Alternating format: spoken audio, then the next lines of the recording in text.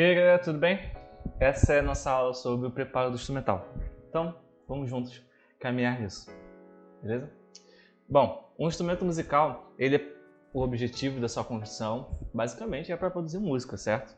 Mas, a função dele na igreja, por sua vez, ele vai ter o objetivo de ministrar as necessidades espirituais dos seus membros.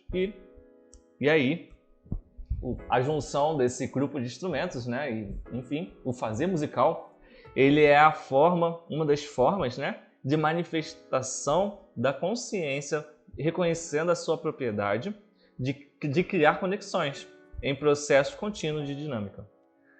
E tanto dentro como fora do contexto eclesiástico, isso vai nos trazer implicações maravilhosas, sabe?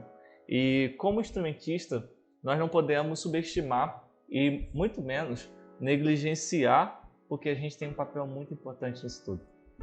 Bom, o fazer musical ele vai passar pela experiência, pela experimentação, pela consciência e a leitura do que a gente observa pelo mundo e que vivemos. O mundo, no caso, o contexto cultural ali onde a gente está vivendo. Ou seja, o fazer musical ele é contextualizado, pertencente a um momento histórico e a um espaço social. Então, se você olhar como a igreja cantava em uma época, ela tinha um contexto histórico, cultural e social, um espaço social ali acontecendo. Então, fazer musical naquela época era diferente do nosso fazer musical hoje em dia. Portanto, a gente vai depender das pessoas que fazem parte desse local, o local onde se encontram, quem são essas pessoas, suas experiências musicais e como elas constroem suas ideias de música em conjunto. Então você vai precisar dessas 5 coisinhas aí. Ideia de música que surge do ato de do fazer musical, de experimentar, de tocar e de decidir o que é significativo para o grupo, de criar familiaridade, de dar os primeiros passos de autonomia e de criação, de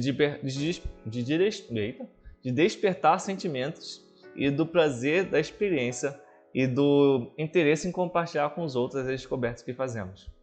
Bom, traduzir tudo isso claramente para os nossos irmãos é muito importante. Pois a música no culto não é entretenimento, não vai ser arte pela arte, sabe? Ela é a arte como uma função. 1 Coríntios, então, vamos lá ver juntos. 1 Coríntios 14, versículos 6 ao 9. Por isso, irmãos, quando eu os visitar, que proveito vocês terão se eu lhes falar em línguas estranhas? É claro que nenhum, a não ser que leve a vocês alguma revelação de Deus, ou algum conhecimento, ou alguma mensagem inspirada, ou algum ensinamento. Por exemplo, além da voz humana, existem os instrumentos musicais, como a flauta e a harpa. Se os sons não saírem com toda clareza, como poderá alguém saber o que está sendo tocado em um ou outro desses instrumentos? Se quem toca a corneta não der um som bem claro, quem se preparará para a batalha? Assim também, como é que os outros vão entender o que vocês estão dizendo se a mensagem por meio de línguas estranhas não for clara? Vocês estariam falando para o vento. Deixa eu ver se está gravando nossa aula. Tá. Opa. Ok. Nosso papel, é claro, é traduzir tudo isso. Então a gente precisa desse entendimento. Porque se a gente não fizer de maneira clara, como que a igreja vai entender? Sabe? Eu usei essa mesma fração do texto de 1 Coríntios 14, mas eu acho que começando a partir do 7, se eu não me engano. Lá no material sobre ministração, que é muito importante que o instrumental veja também, sabe? Não é só para o vocal, não. É para todos. E aí eu destaco melhor essa ideia toda sobre fazer as coisas com entendimento, basicamente. Bom, o instrumental está em uma canção para nos auxiliar a compreender e traduzir o sentimento e a intenção dela. Se não a clareza, ou no caso, se for ambígua essa tradução, ela não cumprirá seu papel. Ambígua, eu digo na questão que se a música fala sobre felicidade, e aí a gente toca de maneira, sabe, triste, para baixo. Então essa tradução está muito ambígua, muito ambígua. Ela não faz sentido nenhum, entende? Por isso, além de da gente buscarmos maturidade e discernimento espiritual, além de buscarmos maturidade e discernimento espiritual para compreender o que o Espírito Santo quer realizar através da canção, precisamos ter o manejo adequado do instrumento em que nos propusemos a tocar. Sem tudo isso, de nada vale, sabe? Precisamos destacar que, além de entender seu instrumento, também precisamos entender o coração e o que nos motiva a tocar. Porque às vezes a gente entende que a música tem um sentido, mas a gente quer realizar outro porque o que nos motiva é a nossa satisfação. E aí complica, hein? Assim como qualquer outro nosso irmão na fé, somos chamados a servir uns aos outros. Uma vida dedicada ao serviço musical. Você pode levar ao sucesso, mas não é por causa do sucesso que deveríamos aceitar um serviço. A dedicação e o desenvolvimento das habilidades de um músico cristão fazem bem à missão da igreja quando essas habilidades são consagradas ao serviço e não ao sucesso. Quando a gente foca no real objetivo, sabe?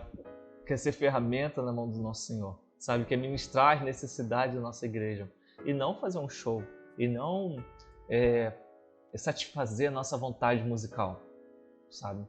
Fazer aquela virada maravilhosa, aquele gospel chops lá, aquele solo cheio de virtuosismo, cheio de técnica, sweep, tapping, aquele violão com aquele timbrão maravilhoso de violão folk, sabe, pesado, aquele teclado cheio de timbres. Não é sobre isso. Não é sobre isso. É sobre a gente servir nossos irmãos, ok? Cada músico ele é chamado a vivenciar a dignidade e a alegria de abrir mão das nossas próprias prerrogativas. E assim como Cristo esvaziar a si mesmo e tomando a forma de servo, pois o louvor não é um sacrifício para nos tornar aceitáveis a Deus. O que se sacrifica é o nosso eu, nos atos de adoração e no serviço da edificação da igreja. O sacrifício não é a gente estar lá tocando, gastando energia, investindo dinheiro com equipamento, com estudos. Isso não é sacrifício. Sacrifício real, né, é a gente estar sacrificando nossas vontades, sabe? Sacrificando o nosso desejo humano, sabe? De fazer o que a gente quer. Isso é sacrifício. O músico servo, então, ele busca entender as necessidades da igreja, fazendo tudo com competência e não por competição, sem nenhuma soberba artística, sabe? E comprometido com a missão da igreja. O músico servo, ele não vê a sua própria produção musical como superior à dos outros.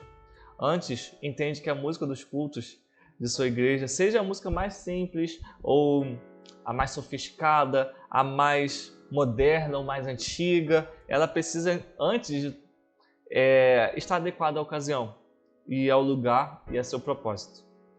Com espírito de comunhão, entendimento teológico e eficiência musical, o músico serve então com o seu objetivo, que é edificar o corpo que é a igreja na estatura do caráter de sua cabeça, que é Cristo Jesus. Destaco a nossa atenção para a soberba, a preguiça e a estagnação, que são pecados que precisamos estar atentos. São um dos pecados que precisamos estar atentos. É um dos clichês da vida do músico, sabe? Do fazer musical. Estar estagnado, ficar no seu mundo musical pequeno, restrito, ouvindo talvez somente músicas seculares e imitando os estilos que se identificam claramente com o mundo e raramente elevam o espírito. Viver uma vida inteira sem conhecer outros estilos e principalmente a música dos grandes compositores da história. Isso é indesculpável também.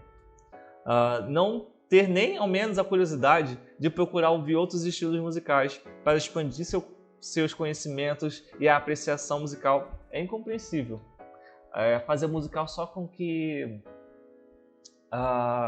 dá prazer, gente, isso é complicado, ok?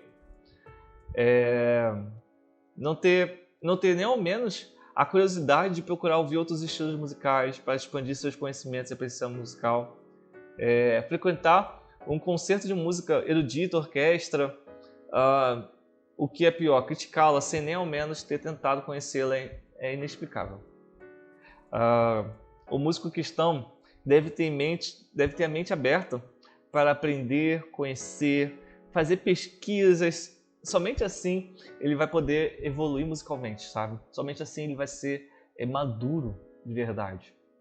A diferença, aqueles clichês quando o músico iniciante, qual a diferença do músico maduro e iniciante?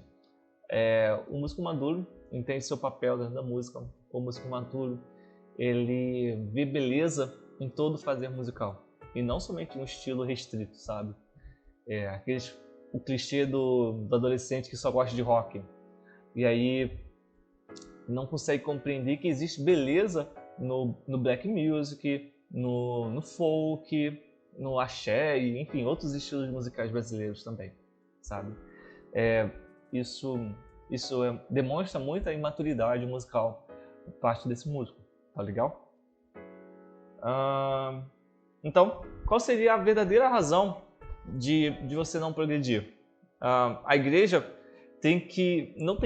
a igreja não tem que engolir essas desculpas de que tudo que você faz é para Deus e Ele vê meu coração e não o que eu estou tocando. Bom, Ele realmente vê seu coração e prioriza o seu coração do que você está tocando.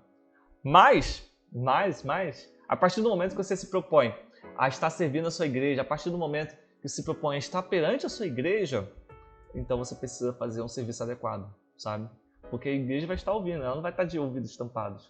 A menos que exista aquele irmão com alguma dificuldade auditiva, não havendo, então o fazer musical precisa ter qualidade, tá legal? Não dá pra gente ter essa ideia de é só coração, verdadeiros adoradores. Ok, mas tem mais além disso. Tá legal? Se você toca para agradar a si mesmo ou agradar as pessoas, você nem sempre faz o melhor. Mas se é para Deus que você toca, você tem o dever cristão de oferecer a Ele, além de um coração puro, ok? Uma música melhor. E como você vai saber qual é a música sem explorar, sem conhecer e desenvolver seu conhecimento musical? Através dessa arte maravilhosa. Esta é uma das grandes virtudes que o músico cristão precisa desenvolver. 1. Faça seu estudo musical sério, sabe? Sério, de maneira séria, de maneira não avulsa. Compre material, vá atrás de estudo musical sério. Então, aprenda a teoria básica, aprenda a harmonia funcional, a leitura rítmica, solfejo, o seu instrumento, é claro, as técnicas do seu instrumento, o canto também, por que não? Por que não? Vá atrás da história da música e conheça e estude todos os estilos musicais, sabe? Não fica preso a um... Não, vê tudo que Deus criou, vê tudo que é bom, sabe? Segundo, lembre-se que música é arte, certo? É muito óbvio, mas o óbvio precisa ser lembrado. Música é arte, então ele exige muita prática, aprimoramento e o melhor para Deus, tá legal? Nada de tipo, faço por instinto, não sei o que eu tô fazendo. Nada disso, fuja disso. Pratique, estude, aprimore seu instrumento, ok? Terceiro, conheça a história da igreja, a himnologia, os grandes hinos que mudaram a história da igreja. Estude a Bíblia, pelo amor de Deus, e teologia. Tá legal? Músico tem que estudar a Bíblia, eu só toco no canto. Mas você é crente, então você estuda a Bíblia. Não tem o clichê do que músico não leva a Bíblia. Não, músico leva a Bíblia. Amém? Eu vou fingir que eu vi um amém aí também. Então, estude a história da igreja. Qual é a história da sua igreja?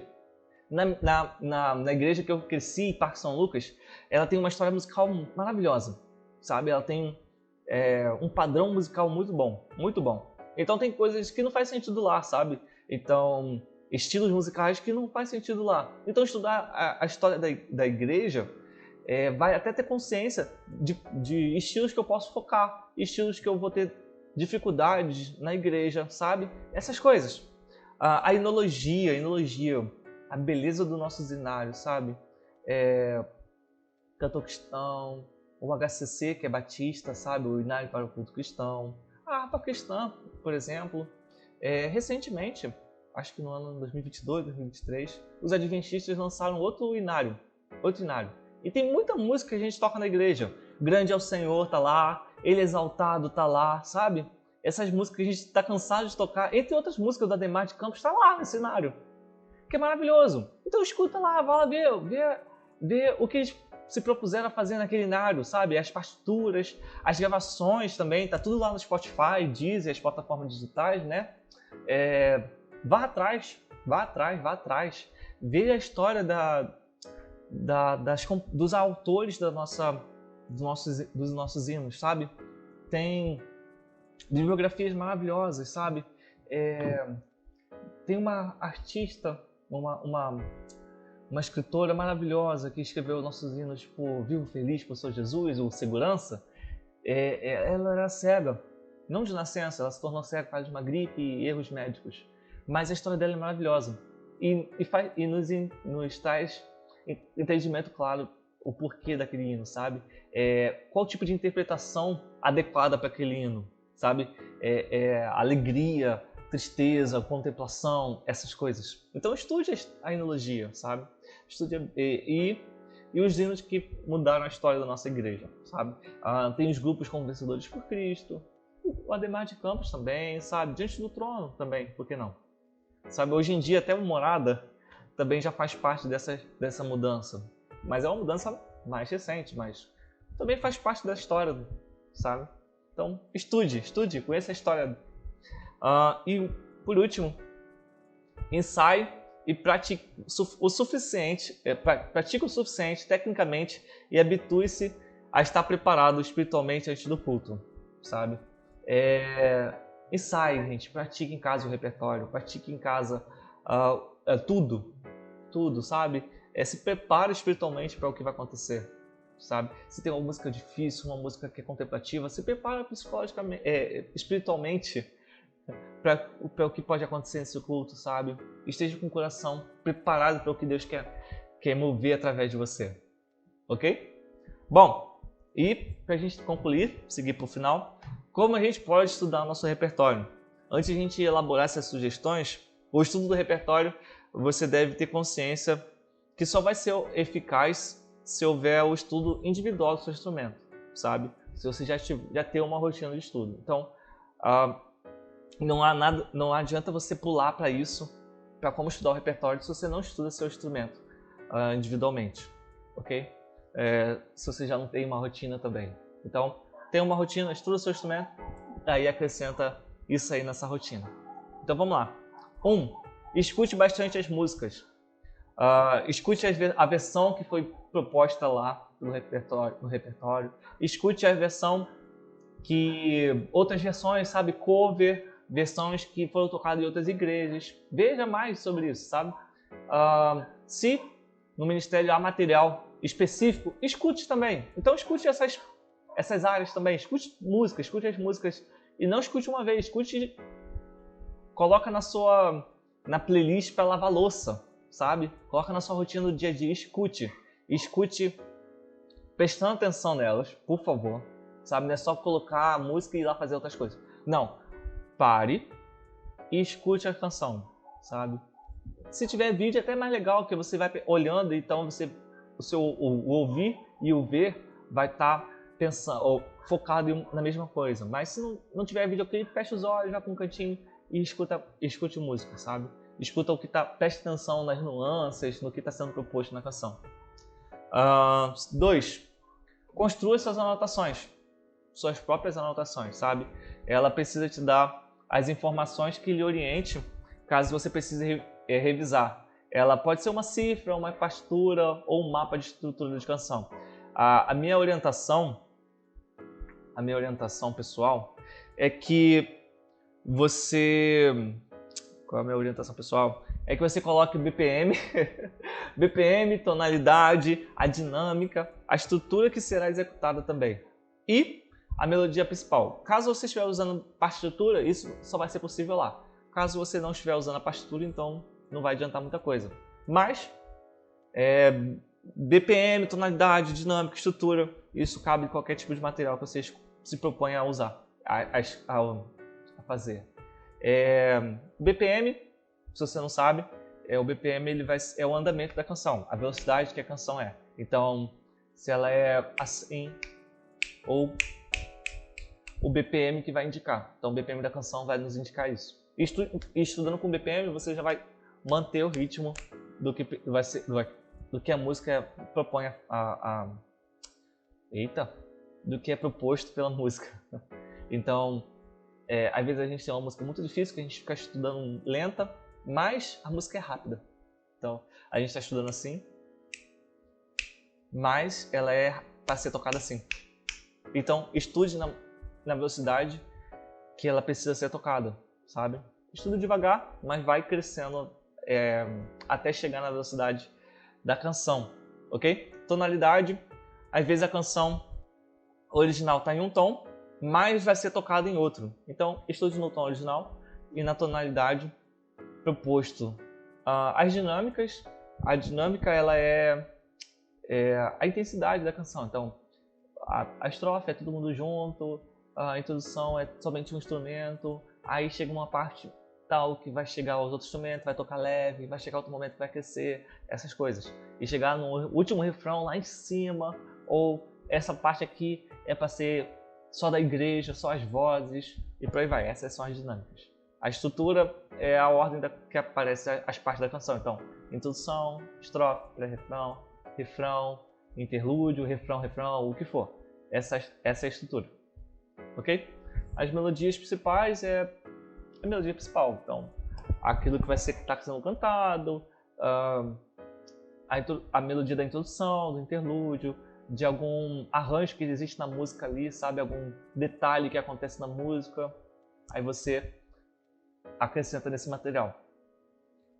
Terceiro, aponte as partes que você tem dificuldade de tocar, para que quando você tocar, você fique atento e dê ênfase também na hora de estudar. Você destaca lá com marca-texto, circula, o que for.